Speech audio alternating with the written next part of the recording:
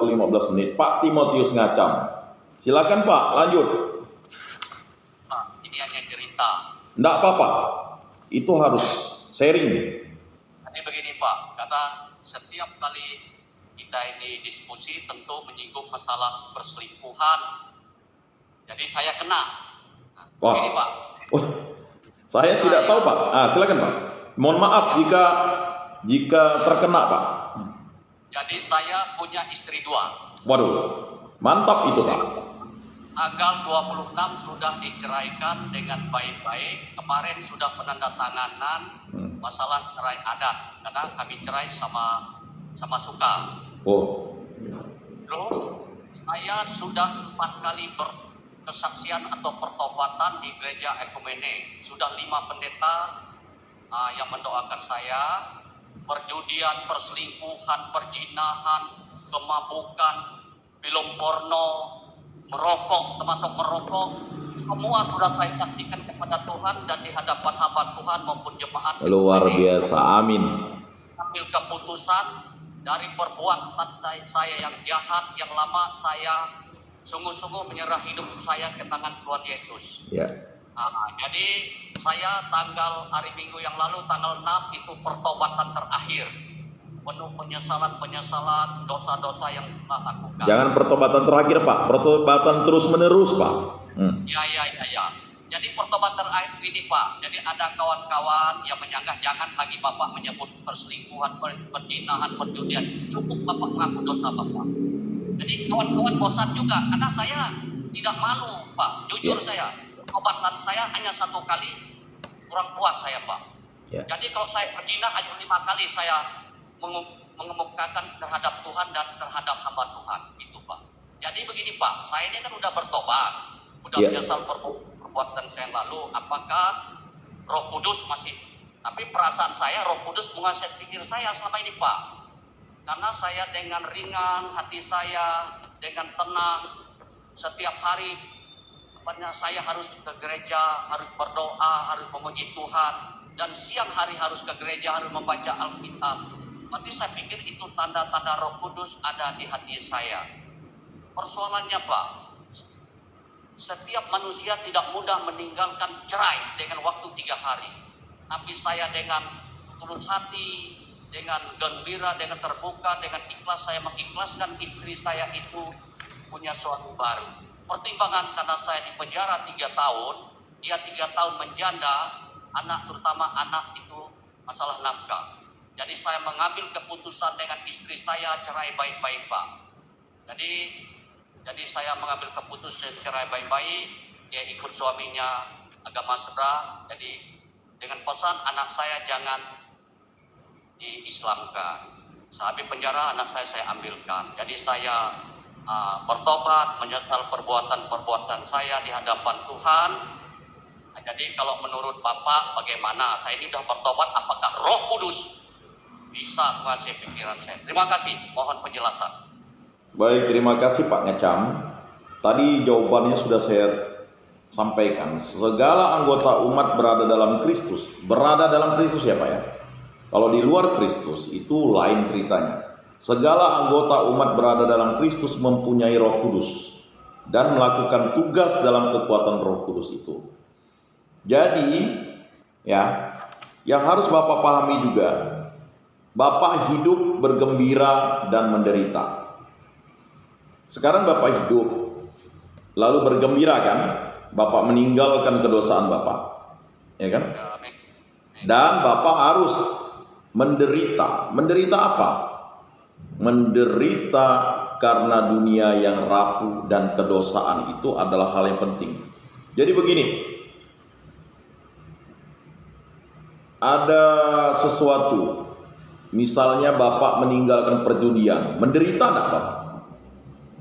Kalau ada penderitaan Bapak meninggalkan perjudian itu, berarti Bapak sudah mengalami proses pertobatan.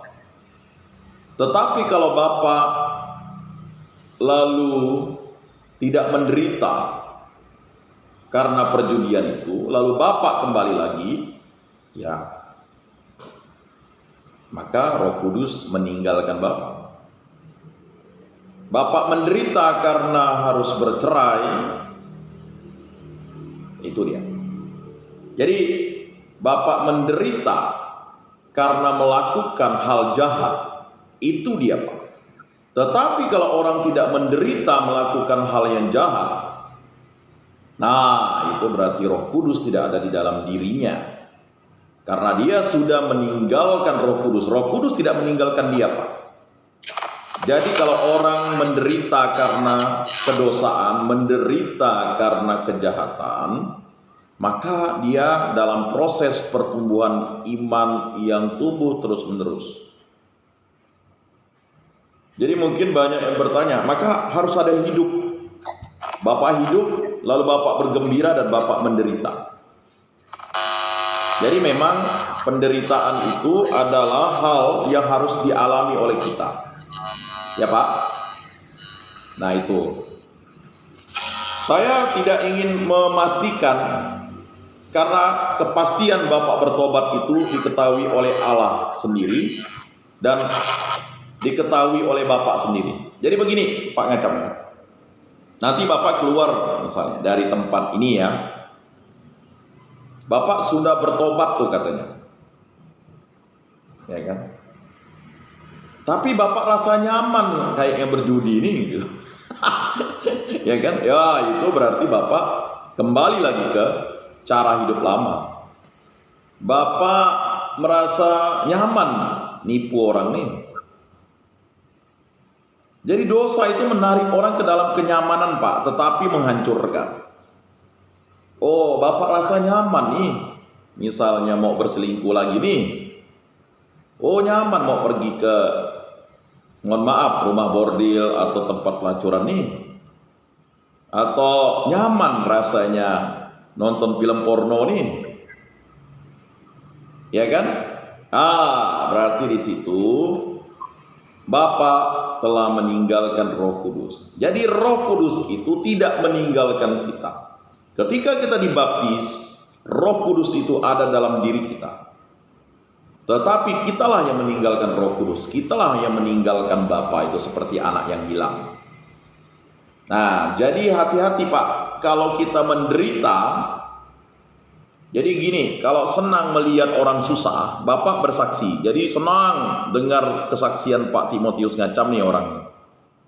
Tetapi dia tidak menderita karena kedosaan yang dilakukan, itu berarti dia belum dalam proses pertobatan yang sungguh, baru di mulut saja.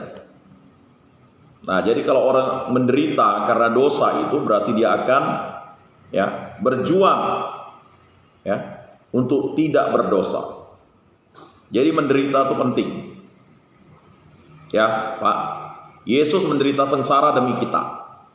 Nah, mungkin itu dulu Pak jawabannya, karena waktu juga. Masih ada Pak? Silakan Pak. Sedikit ya Pak. Baik. Jadi pertobatan sudah saya lakukan karena saya kembali ke istri. Saya ini bukan cerai dengan istri lama. Karena 3 kali anak saya nyidam saya supaya diceraikan yang baru. Jadi saya masih melawan. Setelah itu saya mengadakan pertobat. Hati saya memang sungguh-sungguh bertobat, menceraikan istri yang baru, kembali ke yang lama. Tapi saya pikir ini Roh Kudus, jadi pikiran saya belum Pak. Ya. Belum. Terus saya ada satu nas ini, 1 Yohanes pasal 1 ayat yang ke-9. Baik. Barang siapa berkata bahwa ia berada di dalam terang, tetapi ia Yohanes ayat yang ke-9 ini. Barang siapa berkata, barang siapa ia berada di dalam terang, tetapi dia mencari saudaranya. Ya maaf ini mungkin salah nih. Enggak apa. Lanjut Pak, lanjut. Yohanes pasal 1 ayat yang ke-9 dikatakan betul. Ini mengaku dosa kita, maka ia adalah setia dan adil sehingga ia akan mengampuni segala dosa kita dan menyucikan kita dari kejahatan. Amin. Amin. Terima kasih Pak. Luar biasa Pak Timotius Ngacam ya. Jadi semoga jangan mengulang lagi lah keluar Pak, karena saya punya mungkin ada semacam terpanggil untuk melayani Tuhan. Karena masih banyak jiwa di pedalaman itu hanya Kristen Katolik pasca Katolik. Maaf, hanya KTP pasca, hanya KTP Natal. Baik, baik. Luar biasa. Baik. Maka bukan pertobatan terakhir, Pak. Pertobatan terus-menerus. Nah, baik.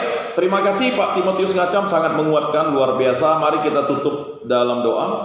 Dalam nama Bapa dan Putra dan Roh Kudus. Amin. Allah Tritunggal yang Maha Kudus, kami sadar bahwa kami adalah orang yang berdosa. Kami mohon ampun terus-menerus sehingga kami mampu terus hidup bersamamu. Karena kesucian itu berasal daripadamu. Pertobatan kami yang terus-menerus mengingatkan kami bahwa Engkaulah yang menghapus dosa-dosa kami. Kami bersyukur bahwa saudara-saudara kami mau mendengarkan firman dan sabdamu dan akhirnya kembali untuk berbalik kepadamu dan kembali menyucikan diri dengan dituntun oleh Roh Kudus. Kami yakin dan percaya bahwa pertobatan kami akan sungguh.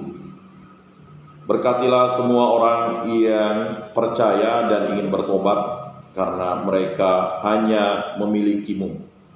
Begitu juga dengan kami yang hadir pada kali ini.